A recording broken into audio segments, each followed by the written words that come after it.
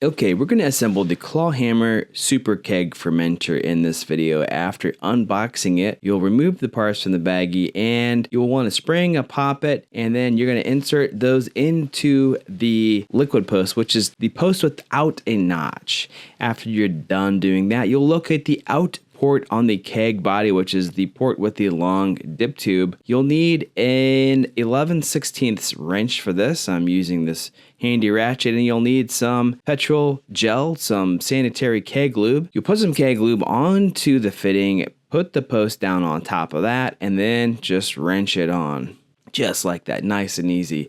Next, you're going to need a little dip tube. You're going to need a post with a notch. You'll need another spring and poppet. You'll put the poppet into the spring, put that entire assembly into the post. You'll drop the little tube into the port labeled N on the keg. You'll lube it up with a little bit of this keg lube, and then you'll just screw it down. You got to put a little bit of pressure on there to get it started, but then you'll be able to easily wrench it on with your ratchet or your wrench or your crescent wrench, whatever you're using. So we have a handful of parts left. We're going to be looking for one more little dip tube here.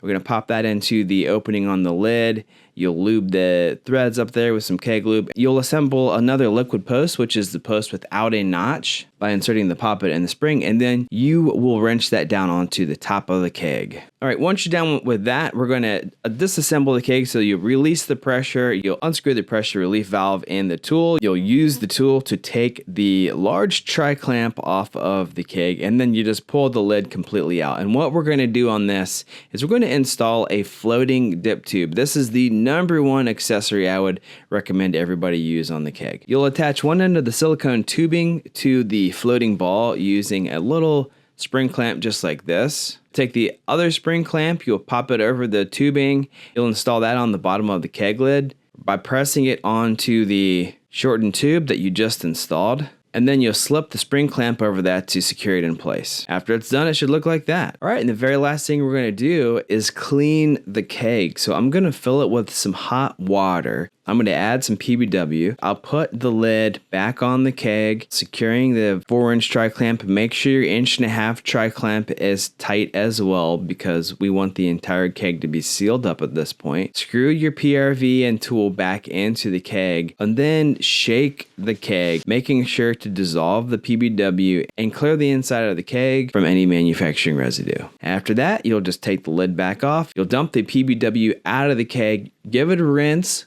with warm water, and then do the exact same thing with some star sand. Refill the keg and add some star sand. Then you're good to go. That's how you assemble the Clawhammer Super Keg. This thing is awesome. We love it. We hope you'll love it too. Thanks for watching.